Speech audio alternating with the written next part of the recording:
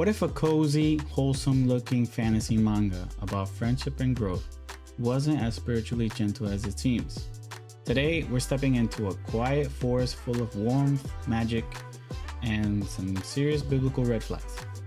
What's up, everybody, and welcome back to Adonime, where we read manga through a Christian lens. My name is Manny, and in today's episode, we're diving into a manga review of Volume 1 of Aria of the Beech Forest, ending with my final Christian viewer ranking. So here's how this episode is going to go. First, I'll share briefly what the manga is about. Then I'll hit the Christian content guide.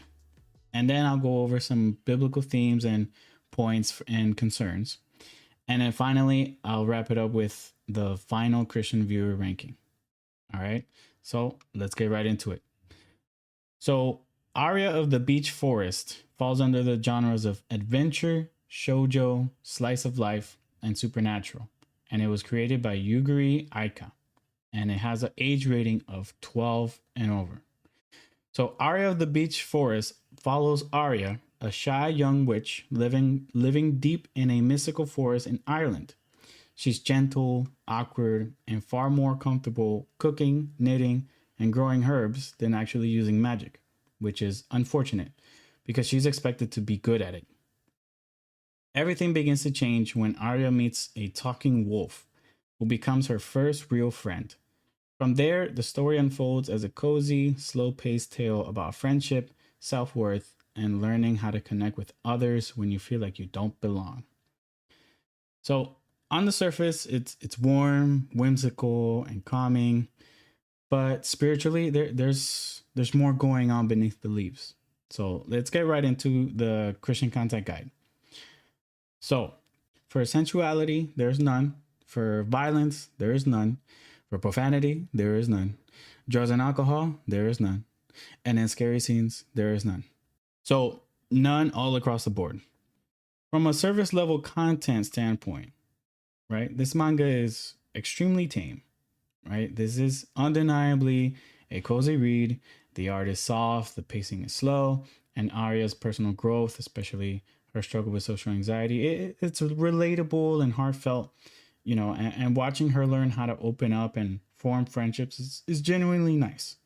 But unfortunately, the spiritual framing of the world is where concerns begin to emerge.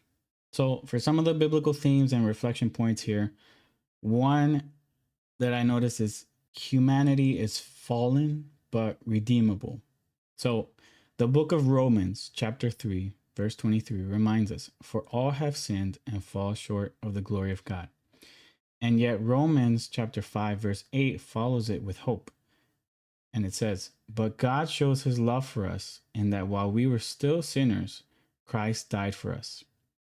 And the manga flirts with a worldview that paints humanity as inherently dark without clearly offering redemption, something the gospel answers fully, right? And again, this is just from volume 1. It could change in the later volumes, but we have to be careful with that. Another point is the danger of following the heart. Okay, so the phrase follow your heart appears uncritically in this story. And biblically, this is not wisdom. And it's important to point this out because it's a very popular saying as well. The book of Jeremiah, chapter 17, verse 9 says, the heart is deceitful above all things and desperately sick. Who can understand it? Scripture calls us to follow God's truth, not our feelings. All right. And as another point, one character makes a statement, and I quote, humans are self-serving, attention-seeking demons, unquote. So while the story likely intends this metaphorically and it could redeem the person who's saying this, right? It's worth noting that it directly contradicts biblical truth.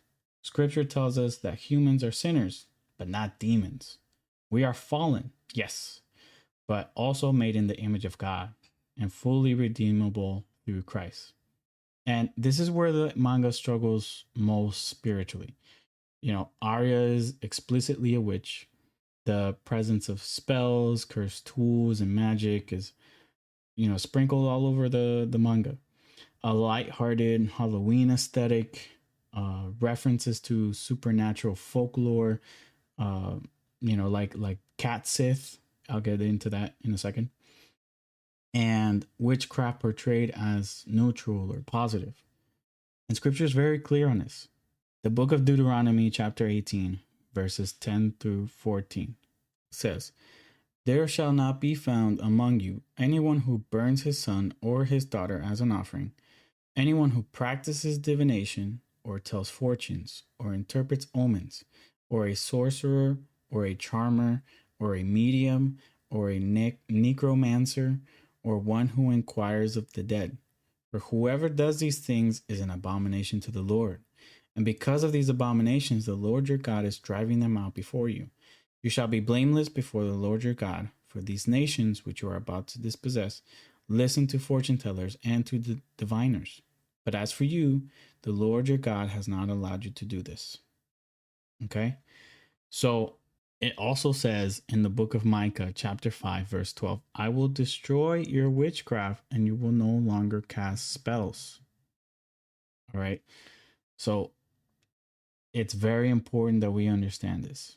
Now, there are some anime that have light magic, and it's mostly done for power and showing powers and abilities and fire and water. That's a little different, and it's fiction. As long as we can take it as fiction, fine. But this one, it's very heavily witchcraft, divination, heavily, Halloween, cursed tools, spells. It goes a little extra. And the cat Sith that I had mentioned earlier, right? That is a creature from Scottish folklore, and it's often associated with Samhain, which is the origin of modern Halloween. It was believed to steal souls or grant blessings if appeased with offerings like milk. Some legends even describe it as a witch transformed into a cat multiple times.